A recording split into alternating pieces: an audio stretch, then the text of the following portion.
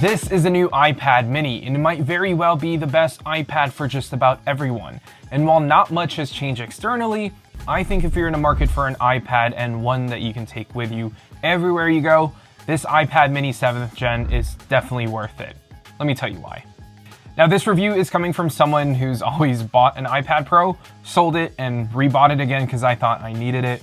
But listen, the iPad Pro at its core is a great iPad, but it wasn't really something, I'd bring with me to trips if I'm already bringing my laptop, for example.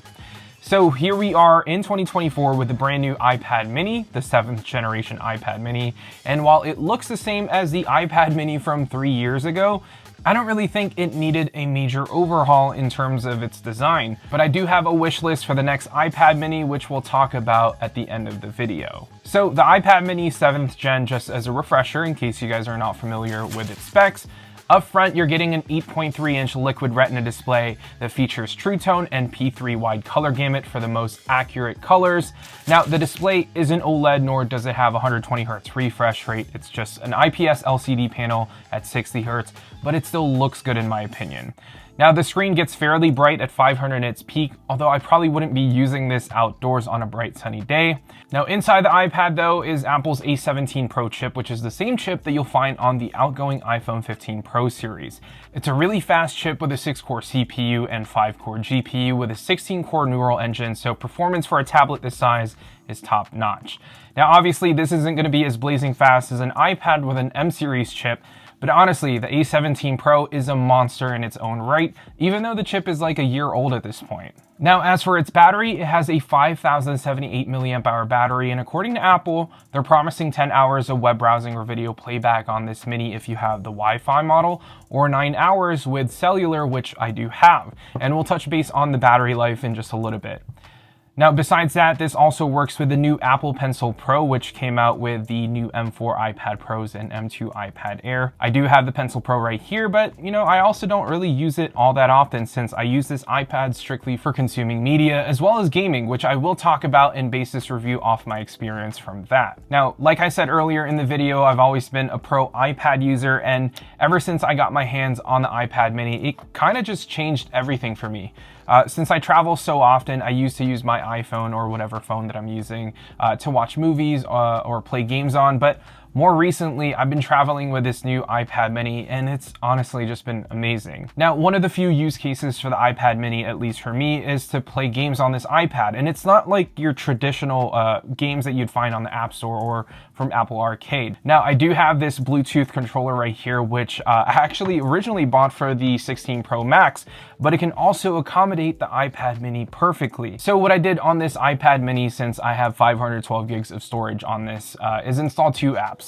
Delta and PPS-SPP, which are both emulators available to download on the App Store. Now, with these two emulators installed on my iPad mini, I've been playing a ton of games that I used to play when I was a kid, from Game Boy Advance games to SNES to PSP games. And you know what? The A17 Pro on this iPad mini just kills it. Everything ran smooth like butter, almost always running at 60 frames per second, even if I upscale the games to 1080p. Now, I haven't noticed the iPad get extremely hot, but it's been really fun playing on this iPad, whether it's in landscape with a controller or vertically like an old Game Boy, but just, I guess, oversized. Since a lot of the games that I play are capped at 60 frames per second, the 60 Hz display on this iPad mini is perfectly fine for me. Even when I'm watching movies or videos, majority of the content that's posted online or on streaming services aren't even in 60 frames per second or higher. So not having a faster refresh rate really didn't bother me. But if it bothers you, I'd probably pick up a used 11-inch iPad Pro instead. But for me, the 60 Hz is fine, and I love the size of this iPad. Now, if you are wondering about the whole jelly scrolling thing that was in the old iPad mini, and you're wondering if it's been fixed on this new one, to be honest with you guys, I don't see it on my unit, and I also didn't see it on my old unit. I'm hearing from some people online that it's been fixed on this new iPad mini, but also read some people are saying that it's still here. But I personally don't notice it, or it's not noticeable enough for me to call it out. But let me know in the comments down below if you actually bought the new iPad mini and if you still notice the jelly scrolling. If you do and it bothers you, then maybe hold off on buying the iPad mini until they properly address this. But me personally, I haven't noticed it one bit. Now, when it comes to the overall software experience and iPadOS 18.1, we do now have Apple Intelligence on here with, writing tools, the summarized notifications thing, the cleanup feature in the Photos app, and all the AI stuff that's available on 18.1. But here's the thing, I still don't like the fact that the iPad mini's home screen feels or looks too compressed together. I feel like there's a lot of wasted space in the home screen that can be utilized a little bit better, especially with widgets. Oh, and also one thing, when trying to arrange icons the way I want to, it doesn't really work the way you think it does. Now, I'm not sure if this particular thing is a bug, but look at this. If I want to move an icon down on my home screen and there's clearly still space for me to add an icon or two, the app that's already in that row shouldn't be moving. Why is it that when I drag an app down to the row that I want to move it to, another icon moves up? Why? So yeah, this one is a little bit annoying, probably not an iPad mini problem, but this is just a pain and seems like something that can be easily fixed through a software update or something. I've tried restarting the iPad many times and it's still doing the same thing. But enough with my rant. After nearly a month of using this iPad mini, what is battery life like? So as someone who just consumes a ton of media and play a ton of games on this iPad, I would say Apple's estimated battery life is correct. About 8.5 hours on the cellular iPad mini when doing a mix of YouTube watching and gaming. Standby time is pretty good as well. There was a period where I actually didn't use it for 2 days and it only drained about 5 to 7% battery. I think that's pretty decent, but yeah, definitely a great device to travel with and bring with you just about anywhere.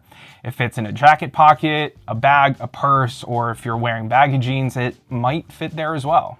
Now you could argue and say that you should probably just buy a used iPad mini 6th gen with the old A15 chip and save $100 or so, since there's really not much of a difference between the new one and the old one. But before you do that, here's a comparison in Geekbench 6 scores between the A15 on the old iPad mini and the A17 Pro on this new one.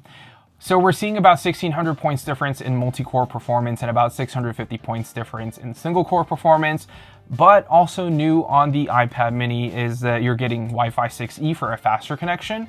You're also getting Apple Pencil Pro support. You're also getting Apple Intelligence and more storage options, which now starts at 128 gigs and goes up to 512 gigs. Now with this A17 Pro processor, you're also getting longer support for OS updates than the A15 chip. And with A17 Pro, you should be able to access newer features as more major updates in iOS drops in the next several years. Now, as far as my wish list goes, I'm honestly just hoping for an iPad mini Pro at some point, one with a slimmer profile like the M4 iPad Pros. I also want to see Face ID on here just because I think it's faster than Touch ID in my opinion. But also, I'd love for them to finally ditch this LCD display for an OLED display at 120 Hz just to please people who think they need a faster refresh rate. But yeah, I think OLED or mini LED is the one that I'd want just because it'll look way better with more accurate colors, a brighter display, better efficiency, which will then lead to better battery life. Everything else about the mini though is pretty much perfect. I love the size, I love the portability, the weight, and I think it's more of a proper tablet size rather than, try to be a replacement for my laptop. Does that make sense? Anyways, if you've been looking into buying an iPad this year and haven't considered the iPad mini 7, I would really highly suggest you guys go into an Apple store or a Best Buy or your local electronics shop and play around with it yourself. I think you'll really like it. I personally love it and bring this with me everywhere, especially if you want to get into, retro gaming. I think it's the perfect size. It has plenty of power, and if you end up picking one up, let me know in the comments down below why. Anyways, thank you all so much for watching this video. If you guys do want to see my M4 MacBook Pro video, that will be coming soon. Thank you all so much for watching, and yeah, I'll see you all in the next one.